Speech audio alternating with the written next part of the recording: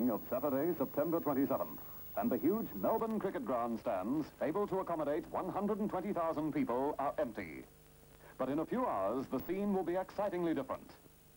The quietness spreads to the city itself, but as the morning wears on, the traffic tempo accelerates.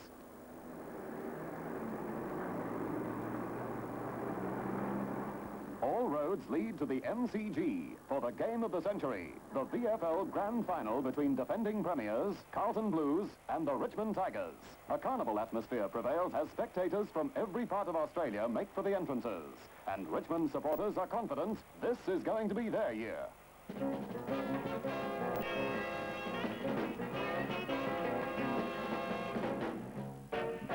In the Tigers' dressing room, players and officials are also confident. Richmond earned entry into the Grand Final the hard way, scraping into the four by winning 7 of their last 8 club games. But they've been at their top during the final series, defeating Geelong by 128 points in the first semi-final and Collingwood by 26 points in the preliminary final. In their first round match against Carlton at the MCG, Richmond were beaten by 29 points, but avenged the loss at Princes Park by an identical margin, so that in every sense of the word, today's match is a decider. This is the 3rd time Richmond and Carlton have met in a grand final, the Tigers winning the 2 previous encounters in 1921 and 32. This season's combination planned to complete the hat trick.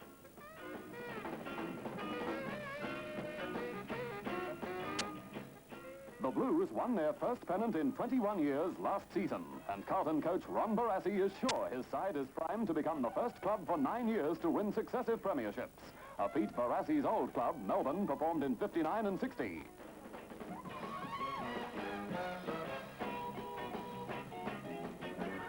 The Blues and the Tigers are evenly weighted, and the all-time record crowd of 119,165 roars its delight as Big John Nichols leads the premiers onto the arena. Rated one of the greats of the game, Nichols has played in more than 200 VFL matches and represented Victoria for 9 consecutive seasons. This year, he was named captain of the state and all Australian teams.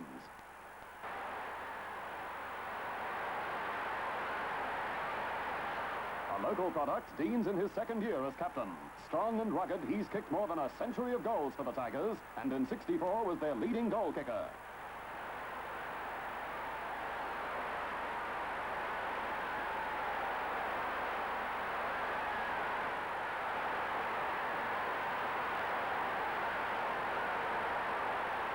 Umpire Jeff Crouch is to officiate in his 5th grand final.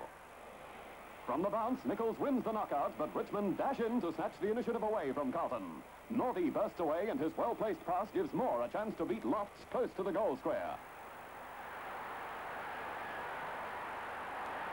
Richmond has a scoring opportunity within the opening 45 seconds.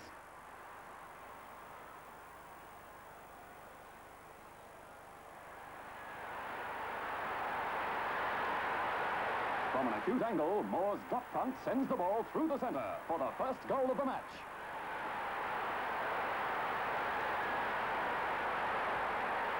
Spurred on by their early success, the Tigers attack again, but Big John Nichols marks well in defence.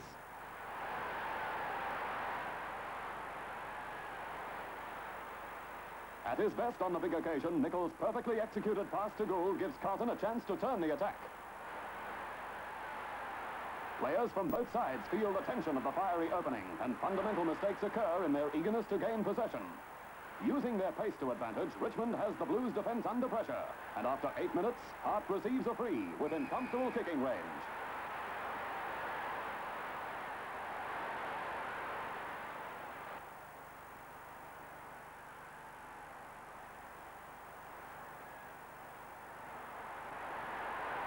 His left footer is right on target as Richmond takes a 2-goal lead. It's 12 points to 0. Keeping play up forward, Richmond are determined to drive home their advantage. Keen anticipation gives Hart a mark from behind Hall and Gould, and the Blues are still in trouble. Gill defends desperately, but the Tigers are on top in the first quarter and constantly bustle the Blues. Bowden's kick is wide, but earns a point for Richmond. It's 13 points to 0. There are some passages of scrambling play as each side's spoiling methods prevent good handling, and tackling is also effective.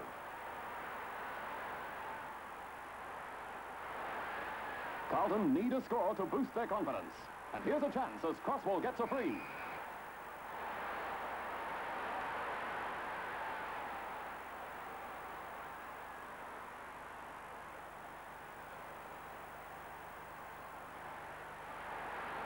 But it's wasted as Strang forces the ball out of bounds. The Blues are starting to settle down, and from about 20 yards out, the constructive Nichols charges from the forward line to beat Richardson and Mark Cleverly, giving Carlton their best scoring chance so far.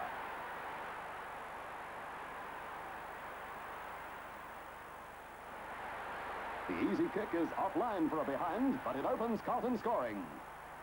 As Richmond's half-forward Dean comes right down the ground, he's shadowed by Carlton's halfback Pennell, who gets a free.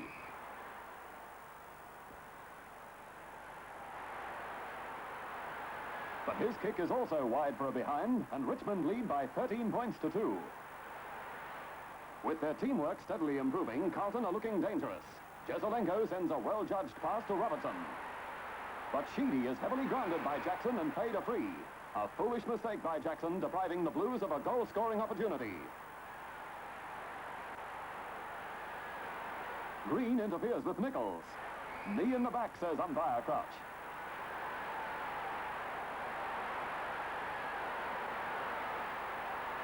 The durable Nichols seems unperturbed as he calmly kicks Carlton's first goal after 19 minutes.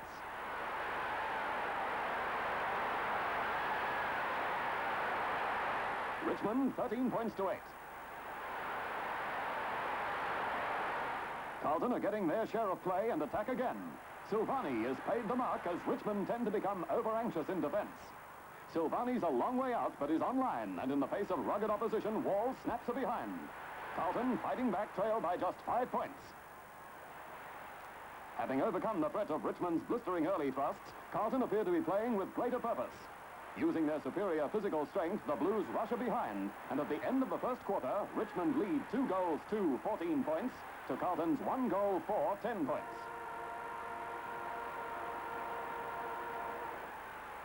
At the opening of the second quarter, Green outleaps Nichols, and his tremendous hit-out finds the open spaces, giving Richmond scope to attack.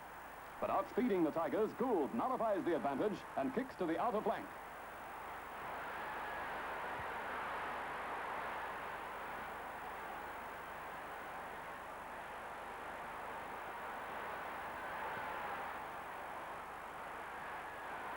Outmaneuvering Robertson and Pennell, Burke handballs to the ever-ready Norby, who swings away from the pack to snap a left footer on the turn, and it's through for a behind.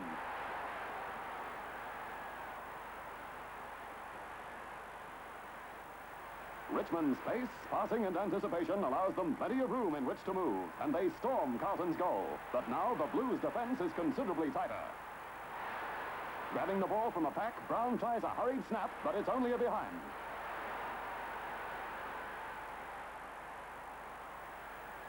Bartlett passes to Barrett, who marks in the goal square.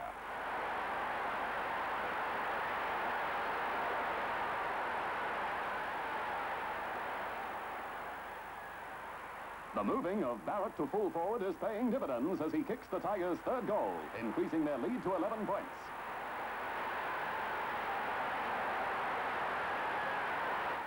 Easily beating Hall, Hart takes a mark in front, with Richmond again poised to bombard Carlton's goal.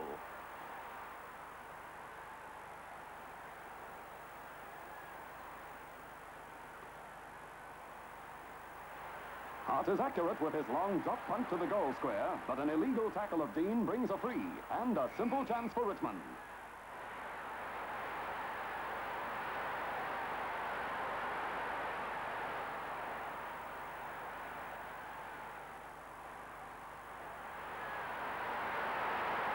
Through the center for the Tigers' fourth goal, and they take their lead to 17 points. Sensing Richmond could break away, Carlton lift their game to counterattack. It's a vital period, and reacting to the tension, players tend to needle each other.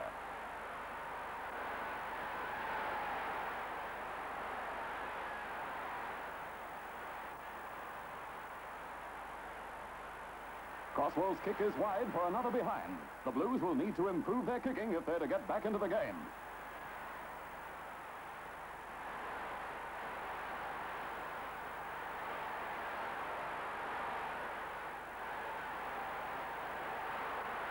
Grabbing the ball as it comes out of the pack, Barrett's precision-like kick is far too high for Lofts to intercept, and it's through for Barrett's second and Richmond's fifth goal.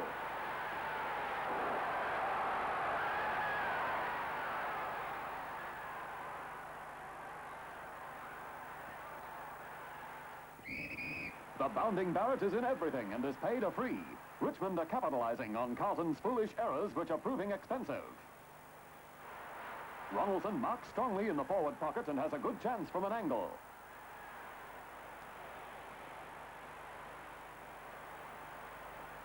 Through it goes for another goal as Richmond increase their lead to 28 points. Richmond are also winning in the air as Owen outjumps Walls.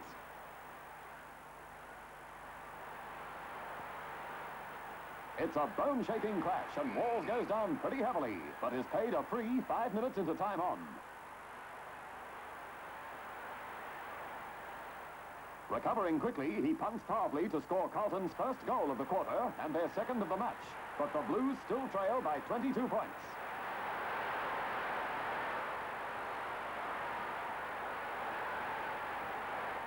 Striving for another quick goal before the interval, Carlton are held out by the eager Tigers. Cooler under pressure, Richmond takes play towards the centre, where Jones marks as the quarter comes to its conclusion. At half-time, Richmond leads 6 goals, 5, 41 points, to Carlton's 2 goals, 7, 19 points.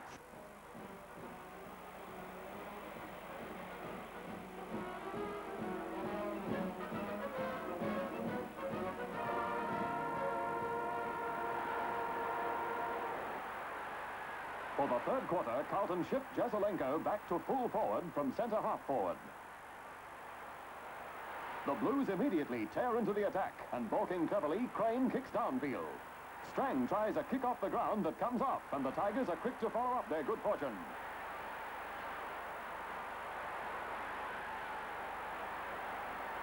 Burke kicks down the centre, and anticipating the trend of play, Northey follows the ball to snap a shot. It's wide, but Northey is paid a free kick, having been heavily tackled as he kicked. And with only 20 seconds of the quarter gone, Northey goals to take Richmond's total to 47 points, 28 ahead of Carlton. Strang pulls down a good mark in front of Jackson. He kicks for Bergen, but Walls and the dashing Quirk combine to regain possession for Carlton as they turn the attack. Jones and Beard spoil each other, but Beard recovers quickly to kick Richmond out of immediate danger. Dean marks strongly to send Richmond into attack.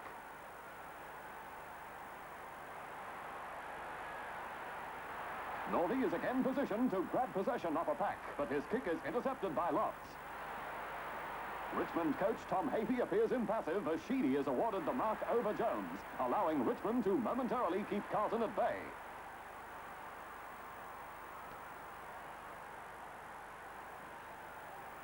Carlton's closer defence is making it harder for the Tigers now as they set about trying to wear down their faster-moving rivals.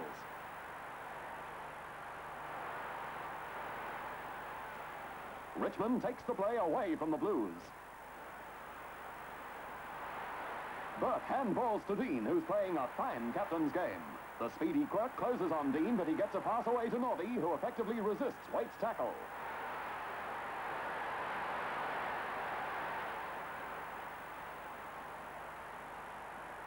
Northey's kick to the goal square is brilliantly marked by Waite in defence, and the promising Richmond movement breaks down.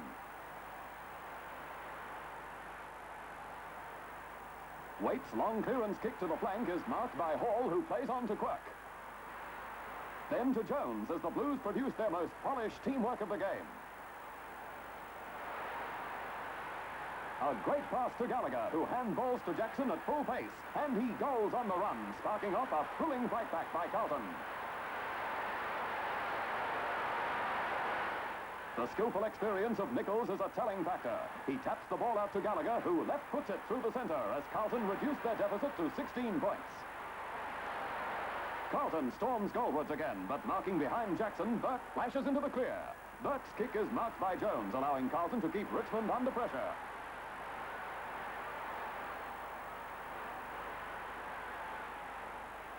Jackson fumbles, but covering the lapse, pivots to snap his second goal of the quarter. And now it's only 11 points the difference. Richmond 48 points, Carlton 37.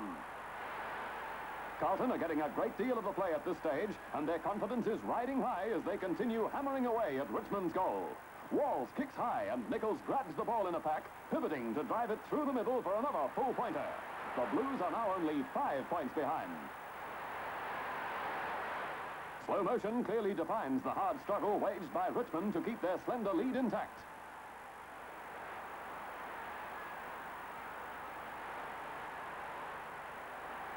The Blues are playing them closely, and with vigorous tackling force Richmond to kick hurriedly, and mistakes occur. Carlton pounce on the ball, Robertson kicking down the ground, where in a remarkable passage of individual play, Crosswell completely outgenerals the opposition to score one of the finest goals of the grand final.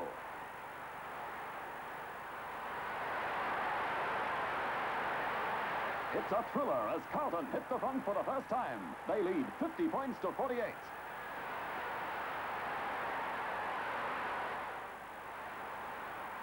Carlton confused the Richmond defense as Nichols continues playing a vital role. Bergen fails to gather the ball cleanly and loses possession in Crosswell's tackle. Always ready to grasp an opportunity, Quirk is a menace to Richmond and again puts Carlton on the attack. Richmond's defense is again hard-pressed, and as Jeselenko is taken to ground, he snaps his first goal of the match. The goal umpire checks with field umpire Crouch, who gives the all clear. Here's a closer look at the movement. Quirk tears down the wing. Jeselenko spoils Sheedy's attempt to mark, and with his clever recovery kicks a memorable goal for Carlton to lead 56 points to 48.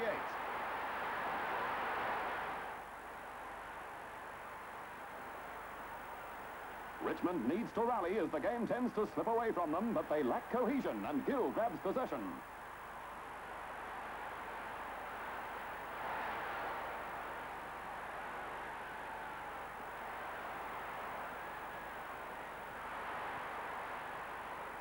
Richmond marks well in defense, but Jeselenko is paid a free kick down the ground.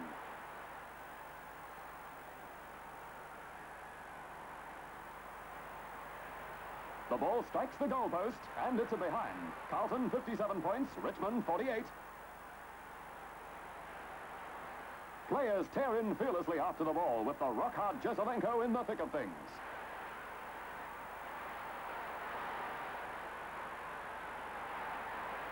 Nichols continually drives his team on.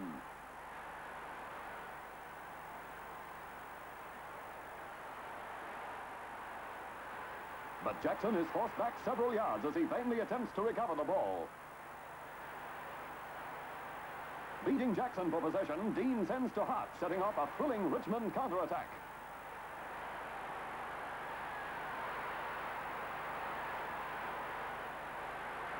Brown's pass is taken by Moore, but he's crashed to the ground in a savage tackle.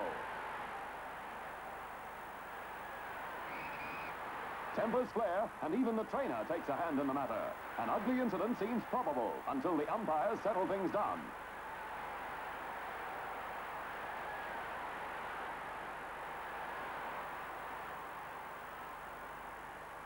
Then Crouch pays Moore a free.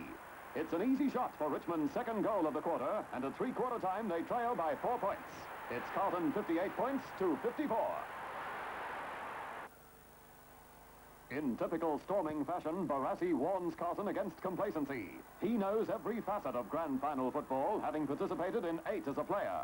In his 5th year as coach of the Blues, he demands players follow his advice or else.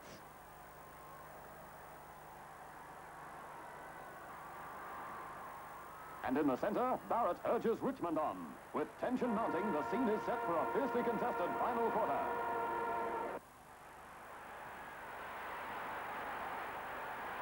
Spearheading an attack, Strang outpaces Jackson and Hopkins to gain possession, but Gould takes a spectacular mark to turn Richmond back.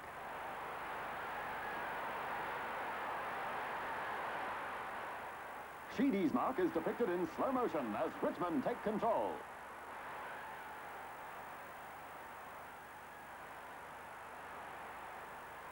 Green marks well over Crosswell.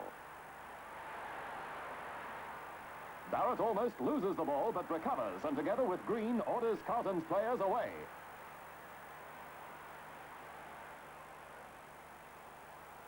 It's a long shot, but earns a point for Richmond, and in a game of this nature, single points could well decide the issue. Carlton, 58 points, Richmond, 55. A chance for Richmond to regain the lead as Ronaldson is paid a free.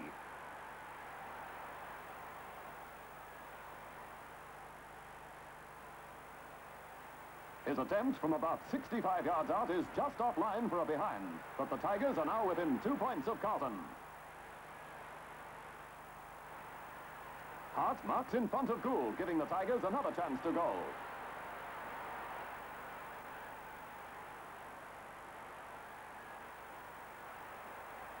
But Hart's shot is also offline as Richmond register their third successive behind. They close to within a point, and the game is building up into a highly exciting climax, as from a sharp angle about 60 yards out on the members' flank, Barrett kicks a magnificent goal, taking the Tigers back into a 5 points lead. It's Richmond 63 points to 58. The slow-motion camera catches the dramatic leap by the big men. Gathering off the pack, Clay turns to kick downfield. Carlton appears to have the ball covered, but there's a misunderstanding between Gould and Gill loses it over his shoulder. Ronaldson grabs possession and passes to Northey, who hooks a left-footer through the center. Richmond lead by 11 points.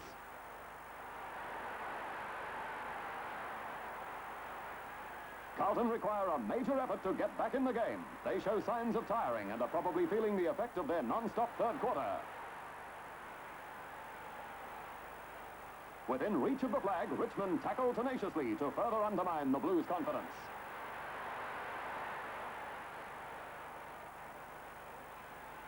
But the high-leaping wall spoils Bergen's mark, then cleverly wins the ball from Bergen and Richardson.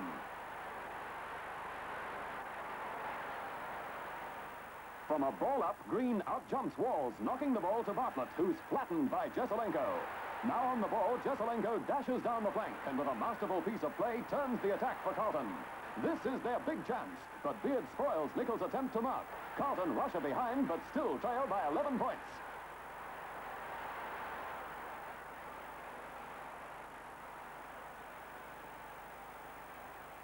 With time running out, the Blues battle on, Crane beating 4 Tigers to gain possession. He has a hurried shot, but the ball swings across the face of the goal for a behind. It's Richmond 71 points to Carlton 60.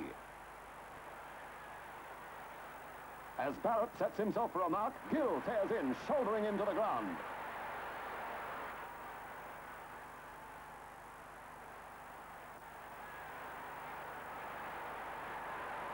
Only a behind, but Richmond are now 2 full goals ahead. And as they're having most of the play, 12 points represents a comfortable lead with 22 minutes of the quarter gone. But Carlton have time to make up the leeway. However, the Tigers' relentless spirit is at its peak.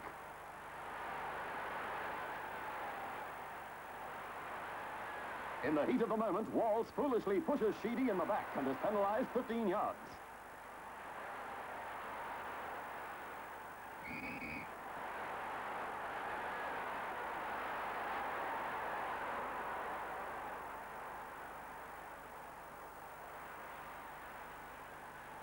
Bond marks in the goal square, and his kick should seal Richmond's victory.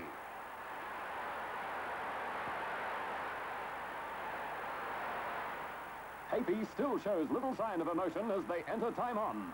Bond easily drives the ball through, taking Richmond to a 19 points lead.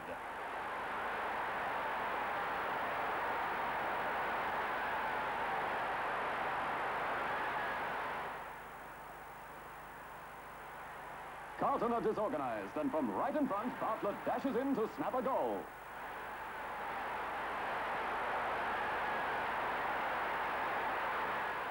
"25 points the difference in Richmond's favor with only seconds remaining. They've outplayed the Blues, who score only 2 points in the final quarter.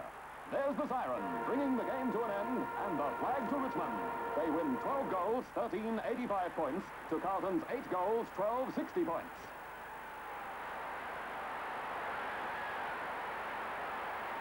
Richmond becomes only the third club to win the VFL flag from fourth position since the revised final system was adopted in 1931. Ironically, the first to do so was Carlton in 1945. It's Richmond's 7th premiership and their second in 3 years. Skipper Roger Dean is chaired and coach Tom Hafey acclaimed. He took Richmond to their first pennant in 24 years in '67, and today's victory is his second premiership in only 4 seasons with the club.